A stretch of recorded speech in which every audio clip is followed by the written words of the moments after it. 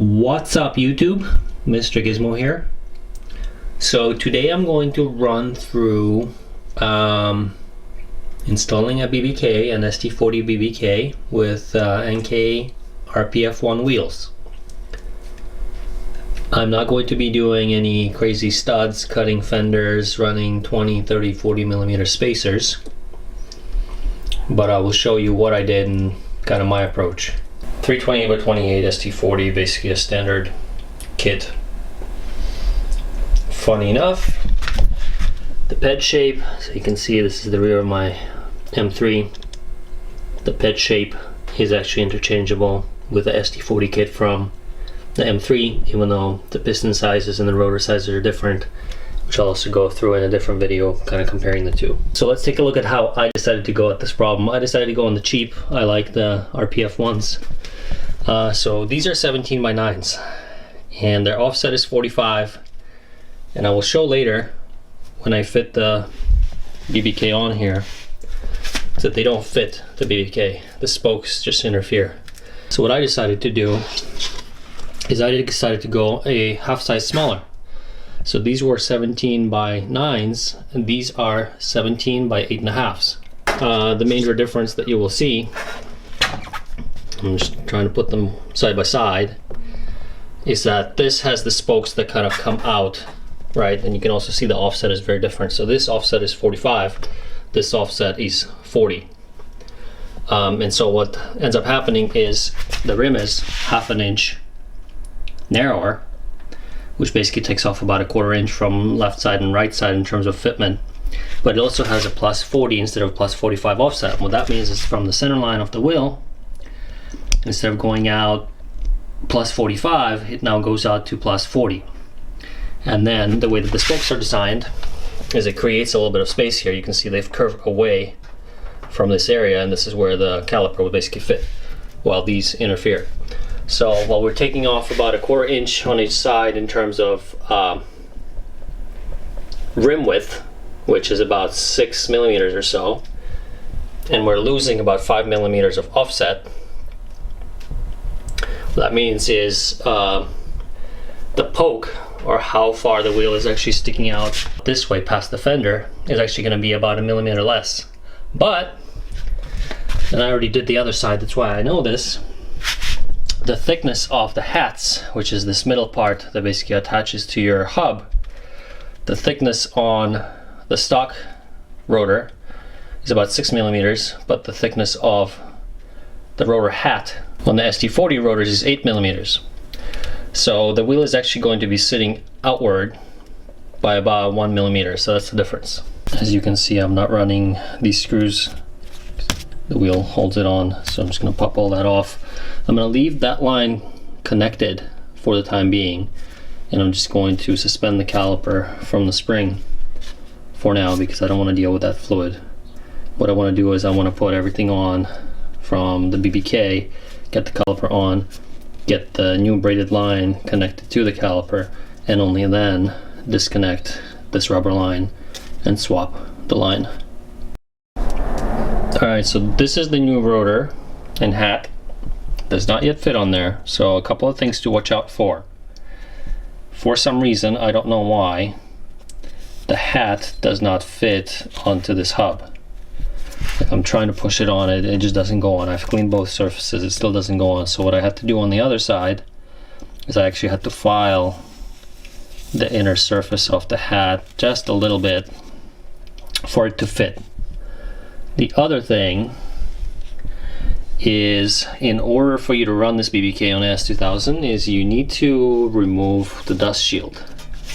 So I actually decided not to remove it. I decided to just do some surgery and clip some parts that are interfering. So some parts that are interfering, as you will see, this is the very top. So this is going to be interfering right around this joint. There's interference, and on the bottom there's going to be interference. Okay, so you can see the cuts that I made to make the rotor fit. Well, this is important, this is just for the rotor. So there's this piece here, there's this piece here, which I know is not perfect, and then there's that piece there. And then I bent the edges backwards away from where the rotor will be, hammered this in, hammered this part in, hammered this part in, used pliers to kind of bend some of these things away, and now the rotor fits. And then here we need to do a little bit of trimming here and here to make the bigger caliper fit. So this is the new bracket. It tells you which one is the rotor side. The rotor side has this curved cutout.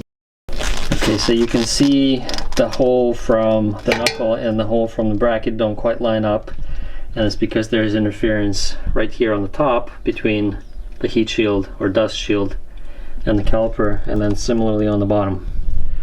So you just need to trim a couple of millimeters, it's not large, just to make those holes line up.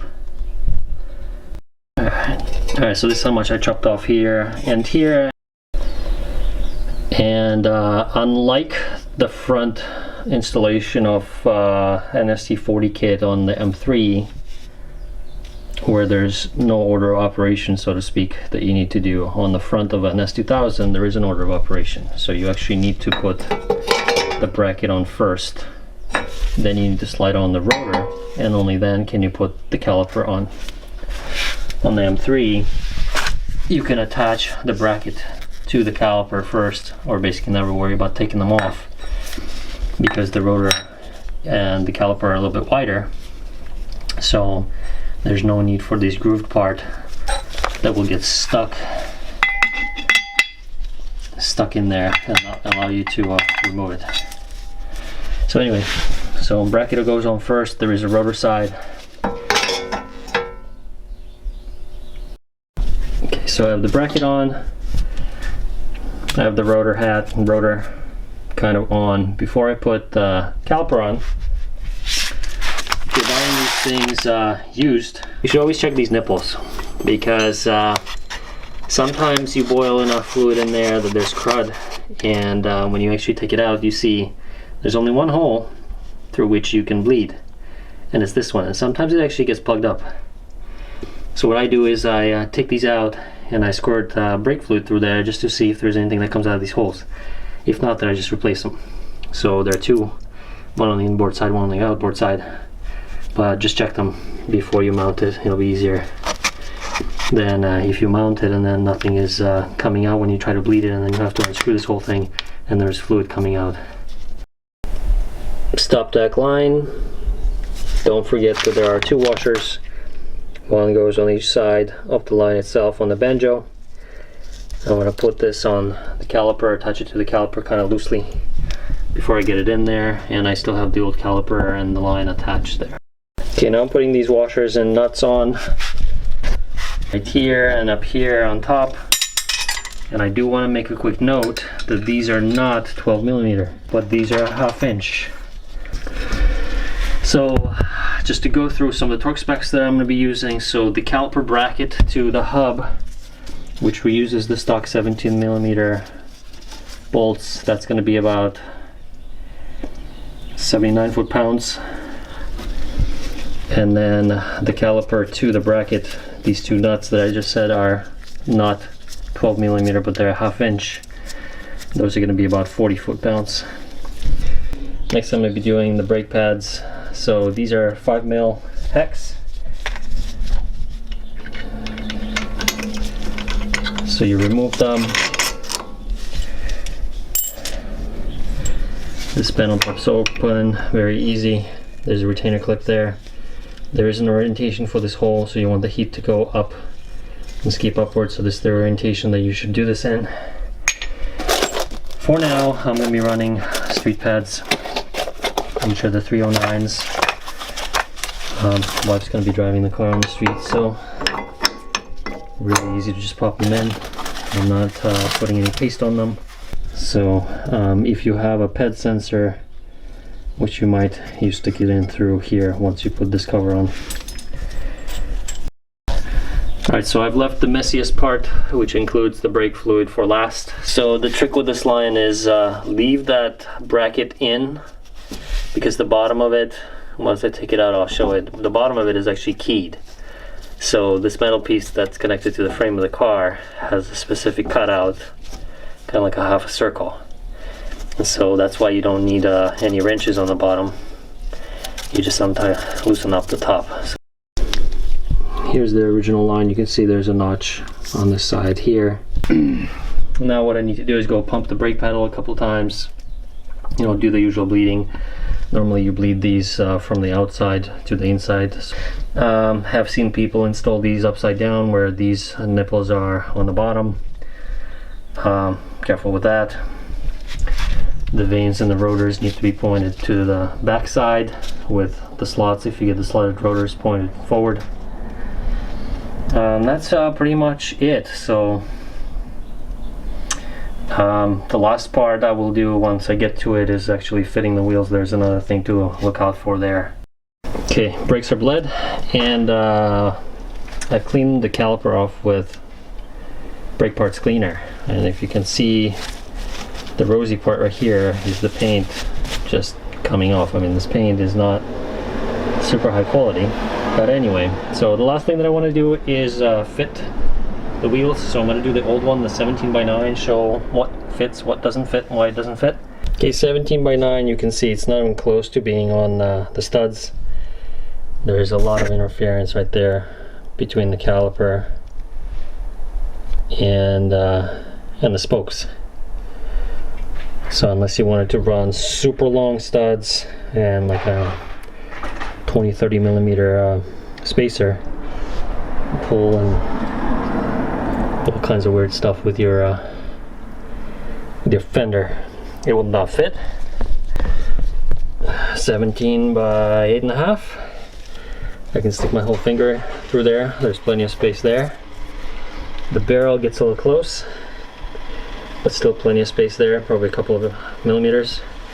One problem area that I want to note is, if you can look here, I got my wheels balanced after I swapped the tires. Just going to rotate this really quickly here.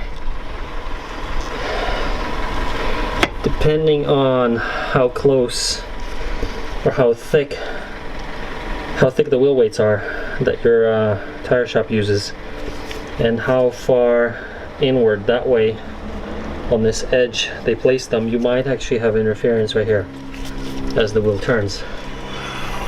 I might actually get away with it, but what I would still do is I would get my own wheel weights. They're a little bit thinner, and probably pull them out toward the outside here. Because what is inevitably going to happen is you're going to get rocks and tires and a bunch of other gunk stuck in there in the barrel between the weight and the caliper. You're going to scratch the caliper, you're going to probably scratch the inside of the barrel. Okay, so I got these weights from Amazon. These are also a 1/4 ounce. They look a little bit flatter and wider rather than longer, so they're going to basically give me some space there that I so need. You can see there's rubbing marks, red paint off the caliper. So I'm gonna replace them, remove these, and basically put 4 of them on here, but just closer to this edge so they don't interfere as much with the caliper.